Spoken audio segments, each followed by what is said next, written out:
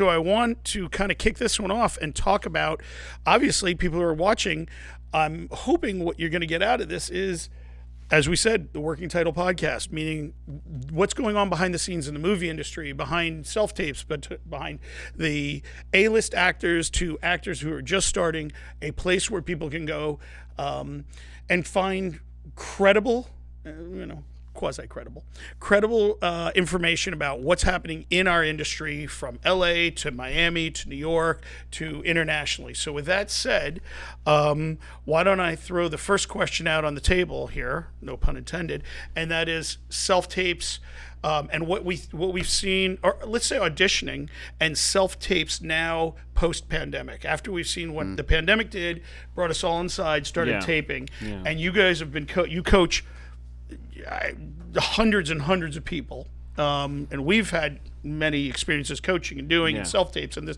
So I'd love your thoughts on what you've seen or what you're seeing. Well, I'll say self-tapes before the pandemic were becoming more popular. They hadn't exactly taken the mainstream yet, but they were becoming more and more common. Since COVID, self-tapes are now the preeminent method of at least initial castings, and it's a necessary knowledge that the actor must have, just in case they can't get to there in person. They have to be able to know what to do for good self tapes, and I would say most of them don't, but they have to. Yeah, it's almost like you have to have a little like a mini studio in your own apartment or house. You almost have to dedicate a room or an area that you can self-tape to, because it has to. It doesn't have to be professional quality, but it has to be good. Like, they have to be able to see you well, and they have to be able to hear you well. And this is a lot of actors, and have a good reader with them. Yes. I actually did one during COVID. I had a self-tape come in, and of course, we were in lockdown, so no one was leaving. So I actually resorted to. I called an actor friend of mine, and I said, "Would you be willing to read this with me?" And she was over Zoom while I was filming live for my self-tape, and she was reading with me over Zoom. It was weird. I think it worked out in the end. Totally didn't get the part, but but it worked out in the end. Was it because of you? Definitely. That was the goal. It was, All right.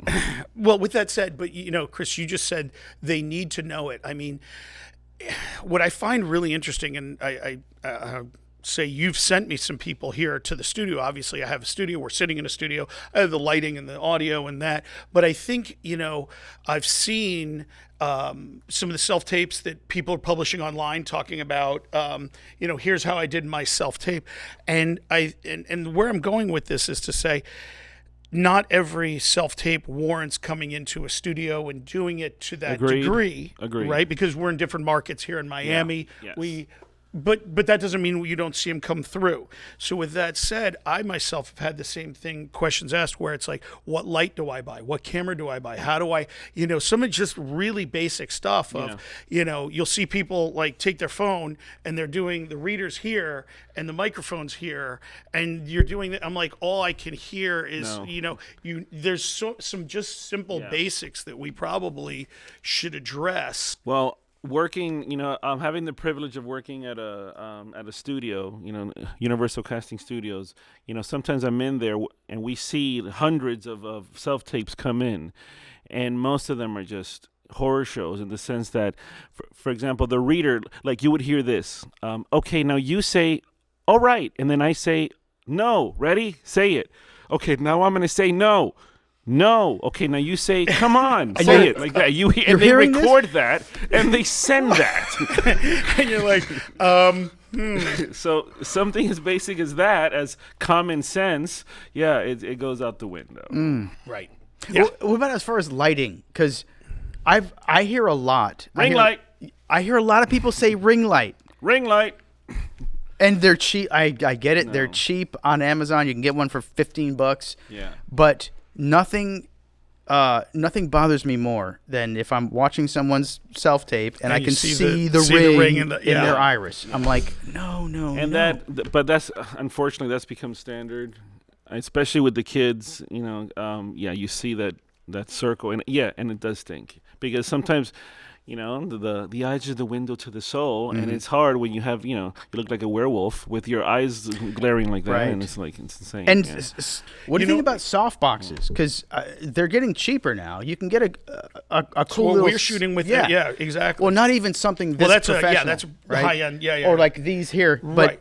You can get a nice cheap little softbox off of Amazon now for $30-$40. Yep. First off, every light should be diffused. That's a number one thing in cinematography. You never shine, and that's what you see mistakes. Glowing. If you look at the reason people love the light rings is they have a diffusion. That plastic in there is diffusing the light and trying to soften it and creating that ring, if you will, to soften so you get the skin tone. And that's where so many people make a mistake. They crank the light up, and then you have all this light, and your skin is made up of water. I mean, we all know our body's made up of water, and what does water do? It reflects. So you're blasting light to reflect back into the camera sensor. The background then gets a different color. So you need one, if you can just diffuse a light, you can buy a shower curtain for $9. Put a regular big light bulb, just a cheap,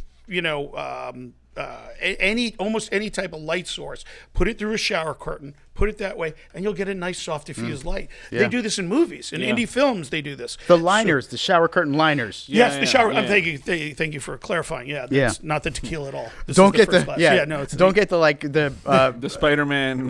Right, the Spider-Man shower curtain. That's a different. Obviously, we all know the biz. So I'm going to say something too that drives me as insane. Is I'll get a tape, somebody will send it to me and say, "Oh, here's my self tape," and wait till you watch it, and I'm thinking to myself. That ever famous, when you're watching Wait For It, nobody's going to wait for it. If you can't nail me in that first 5 seconds, 5 seconds, not 10, 5. If I can't, I'm getting hundreds, thousands of tapes. I've talked with major directors, friends, people in the industry. They will literally, they're like, 10 seconds, done. So you may have this incredible moment that was going to win you an Oscar and an Emmy, whatever. But 30 seconds into the tape, never going to go. No one's going to see it. No one's going to see it. So if you don't capture me in that first 5. To piggyback on what he's saying, I've been there, I've witnessed it, where, it's a 2-minute audition piece. They're not going to watch more than 30 seconds. If you don't grab them. Yeah. If you don't grab them. And that's what I'm constantly telling people is your first moment is the most important moment. Yes. Well, someone listening at home might get mad that they do that. They have like 500 people to see in 3 hours. Oh. They don't have time to submissions? You understand? Yeah. They gotta go. There's a reason why they do it. So, and that's why sometimes they'll skip forward during the slate. Yeah. If they're not interested during the slate. Yep. No, I've seen it. Next, just click forward. Right. Just watch the next person. And if you, supposing you have a good slate and they actually start to watch your self-tape, you need to grab them in that first moment. The first moment is the most important. If you don't grab them there, then you have to get them back. Yeah. And they're not going to wait around 10 seconds, and that's it.